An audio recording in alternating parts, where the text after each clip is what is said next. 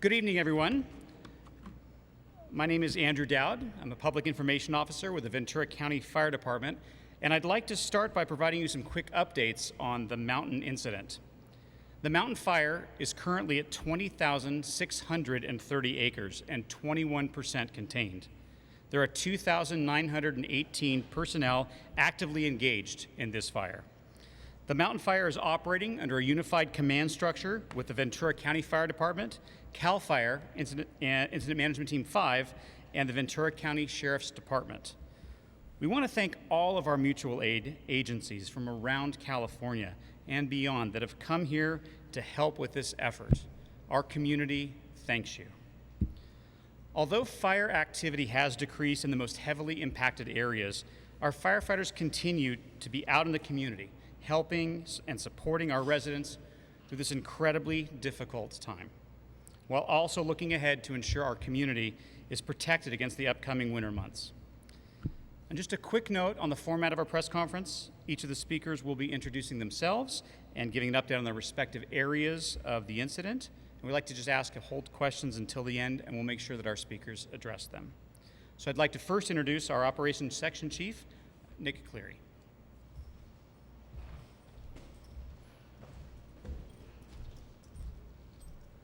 All right, good evening, Nick Cleary. I'm a Battalion Chief of the Ventura County Fire Department and working as the Day Operations Section Chief with my CAL FIRE partners. For the update today, no growth in the perimeter. We had a very successful day with the favorable weather, working all the different divisions and branches. We'll start out in Camarillo, the Camarillo Heights, Camarillo Estates. All the crews were able to walk and validate the perimeter line to make sure there was no growth and no heat and no potential for any escape on the perimeter lines. Within the perimeter, crews continued to monitor, mop up, go through barrancas, answer calls for service. The calls for service were significantly less today, probably about 25% compared to a few days ago where we were in the 700 range. We had an opportunity today to use some technology of our UAS, which is our drone platforms. They flew a lot of the barrancas and the open fuel beds and were able to give us GPS coordinates so we could get crews to some pinpoint locations to put out hotspots. And then also the utility companies, we assisted them, the gas company and Edison, getting back into the estates area and kind of fixing some of the lines. As we get into the SOMAS proper area, Highway 118 was open. It didn't affect any of the firefighting operations. On the southern side of the fire, the only smoke we saw was off of Bradley and Balcom Road. There's that mulch pile. We've been working for a couple days. We continue to use heavy equipment, water tenders, and crews to kind of stir it up and try to get some of the heat out of it. You will see smoke in the area of Balcom and Bradley Canyon for the next few days. Coming on to that eastern corner, that was kind of our heel that we were worried about with the onshore flow. Crews were able to get into that line, walk in and validate it. There's no heat on that line. It's looking really good and it's holding. So it's really, that line was successful a few days ago. Coming along South Mountain Road from the east all the way to the west, there was no heat along South Mountain Road. Crews continue to patrol, mop up around the houses, and by the Todd Road Jail in the Santa Clara River bottom, we had a little bit of heat that we flew some helicopters. And then north of the Santa Clara River bottom, there's about a 50-acre parcel of ag land that has some mulch.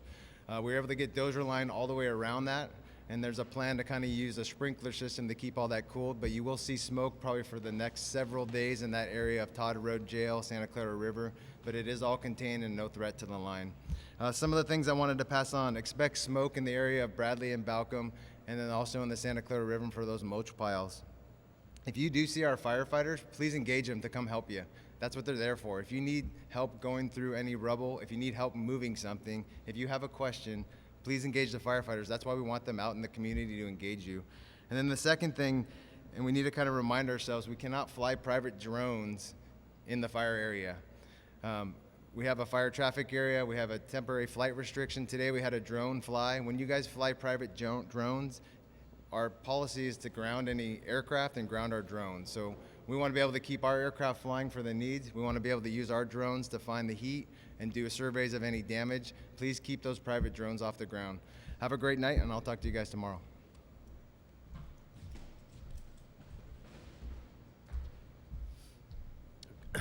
Good evening. My name is Ryan Walbrin, the incident meteorologist here with the National Weather Service.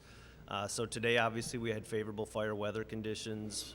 Temperatures were roughly in the low 70s. Humidity's got down to as low as 13%. That actually helps the mop-up process, so any of the fuels will kind of dry out, and then the smoke will tend to show itself to allow the firefighters to go after it. Winds remained light. So as we look forward to tomorrow, Sunday, we expect another very favorable day. Light winds coming off of the ocean or an onshore breeze.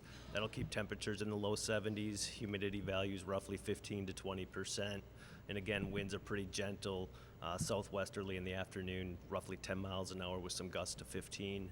As we go into Sunday night into Monday morning, we expect better humidity recovery. So at night, with these longer November nights, we can get a little bit higher humidity, and that stuff helps to moisten up the fuels. We do see a favorable change in the weather for Monday.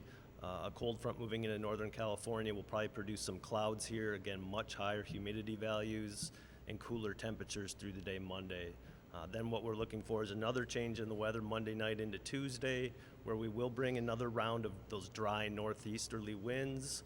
But again, it's going to start when the humidity is very high. So as the winds start, it's going to take a lot of its energy to slowly dry things out during the day Tuesday. So kind of in summary then, really quiet, favorable weather Sunday, favorable on Monday with high humidity, more cloud cover, and then another change in the weather with some increasing winds that we will be watching. But again, nothing nearly as strong as when the fire started. Thank you.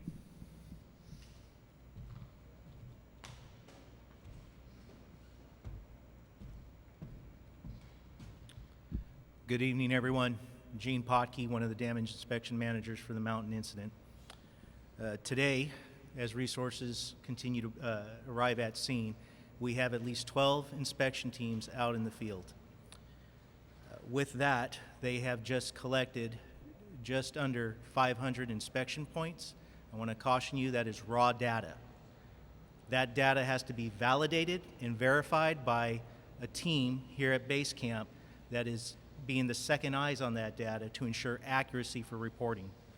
So what I have to report to you now is that we have validated 104 destroyed structures, 25 damaged structures, and 75 structures with no damage. I'd like to thank Ventura County Sheriff's Department for their preliminary work because it has helped focus the efforts of the damage inspection teams. Thank you.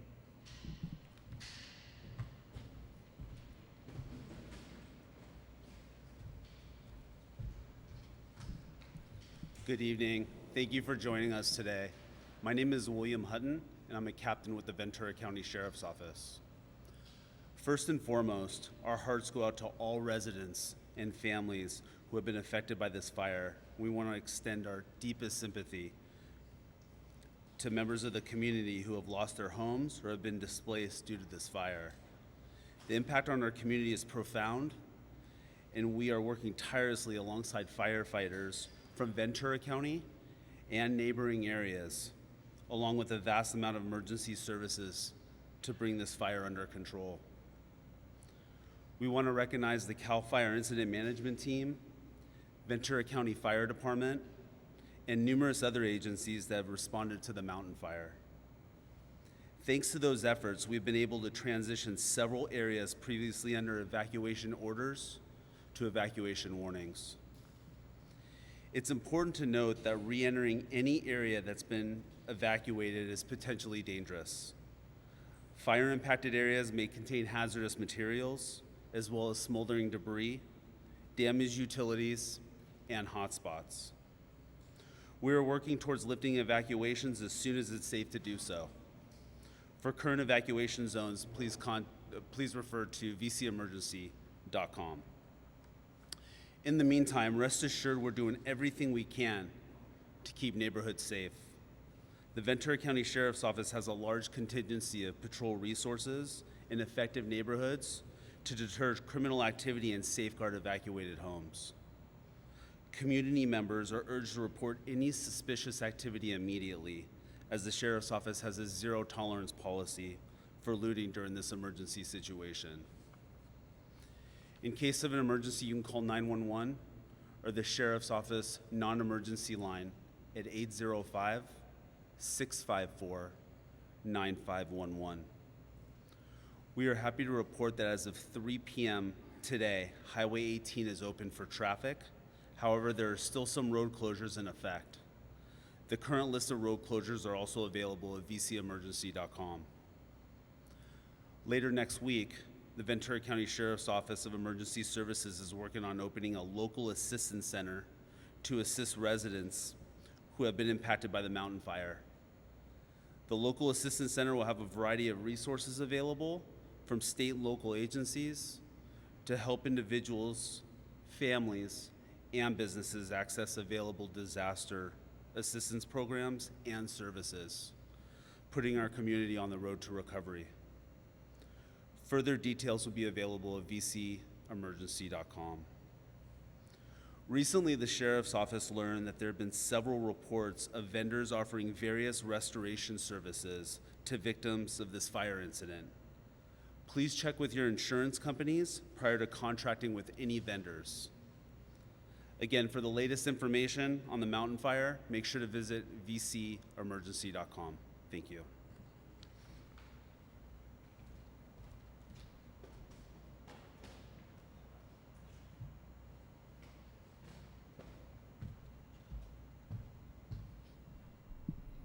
Good evening, everybody. Dustin Gardner, County Fire Chief. I just want to reiterate my appreciation for all of our partners, for our community's understanding, for all the firefighters that are continuing to do good work out there. I had the opportunity today, along with the command staff of the fire, to tour the fire area, to talk with a lot of the residents, to talk with a lot of the folks that are in our centers and out in our communities and answer questions. And there are a lot of questions that are coming up. And I think my partner from the sheriff just covered a lot of them. But we understand your frustrations. We understand there's a lot of questions. And I'm going to ask for patience. The county's putting together a team of folks to come together on Wednesday to answer questions. They'll have people from every wraparound human service there and ready to answer your questions about recovery, about how we move past this. So I'm asking for patience. We're continuing to work diligently with the IMT to get this fire suppressed, to get things mopped up, to get things closed up, and get things ready for people to come back in. And that takes time. So again, I have gratitude for all of you. I appreciate all the hard work that's being done, and I'm going to ask for patience while we work through this, knowing that we care for you and we're doing all we can to get you back in, but we need to get you back in safely. Thank you.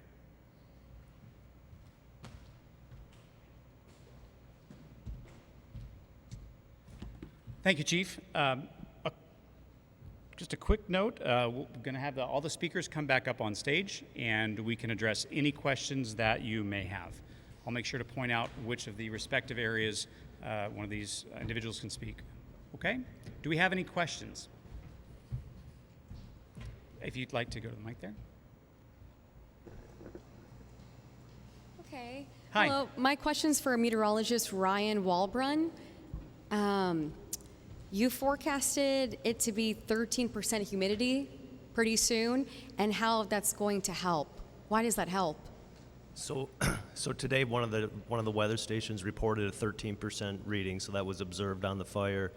So at this point of the fire, when it's more of like in a smoldering phase, with the low humidities, it allows those fuels to consume and the smoke to show or anything that's out there. So versus if we bring in high humidity air right away, the fire can kind of hide. So it's favorable with the full sunshine and the dry air mass to allow any of the lingering fuels to consume with the dry conditions. Okay. And also the next Santa Ana wind event early next week, is that something that you're concerned about? It's something that we're watching closely, I'll say that. I would reiterate that it's a very different setup than the conditions that occurred when the fire started. So it is a northeasterly wind event, but it's going to happen with higher humidity at the onset, and the wind speeds right now do not look to be nearly as strong as when this fire first started. Okay. Thank you. Thank you. Do we have any other questions?